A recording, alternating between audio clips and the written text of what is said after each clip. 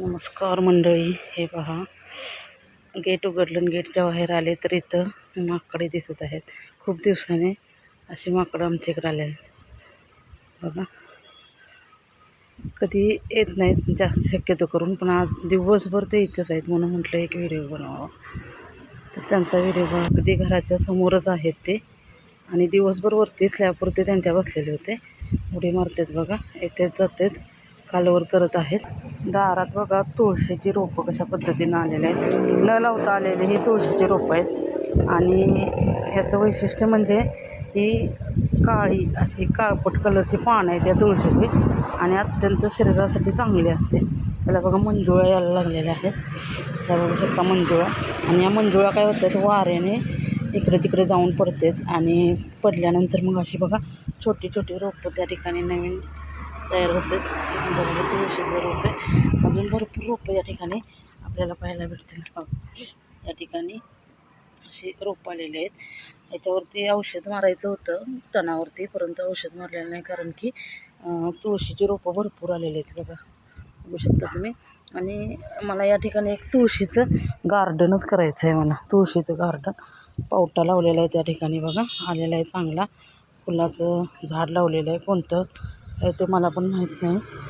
फुलं आल्यानंतर मी तुम्हाला दाखवेन, मग तुम्ही सांगा मला कोणतं आहे ते. आणि थोडी इथं ग्राउंड प्लांट म्हणून एक नवीन झाड आहे, त्याचं पण या ठिकाणी रोप लावलेलं होतं, ते पण आलेलं आहे बघा. हे दिसतात का लाल फुलं? हां, ते म्हणजे आता फुलं उमललेली होती सकाळपासून, ते आता कोमजलेत बघा. दिवस आता मावळायला लागलेला आहे.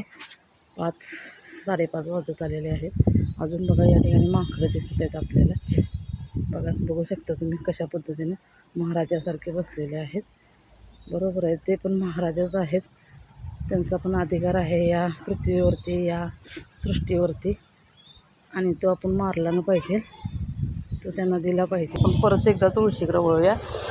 ही तुळस काय झालेलं, मी आमच्या तुळशीच्या वृंदावनमध्ये एक तुळस लावलेली होती आणि त्या तुळशीच्या बिया वाऱ्यानं वगैरे बिया म्हणजेच मंजुळा पडून बाहेर अशी तुळस आलेली आहे बघा.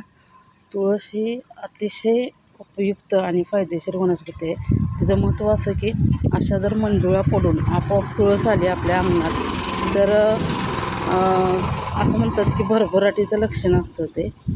आणि तसं तरी काय नसलं तरी ही तुळस शास्त्रीयदृष्ट्या याचा विचार केला तर ही तुळस आपल्याला ऑक्सिजन मोठ्या प्रमाणात देते, वातावरण फ्रेश राहतं. आणि बघा हिची झाडी बघा किती मोठी झालेली आहे, खोड किती मोठं झालेलं आहे बघा. तुम्ही बघू शकता खोड बघा किती मोठं झालेलं आहे. खूप दिवसापासून, जवळजवळ 1 वर्ष झालं ही तुळस आहे या ठिकाणी. आणि छोटं रोप होतं, त्याला वाढवून पाणी घालून असला कडक उन्हाळा असं सुद्धा आम्ही पाणी घालून आणि ही तुळस वाढवलेली आहे. त्याच्या शेजारी ही दुसरी तुळस मोठी झालेली आहे बघा.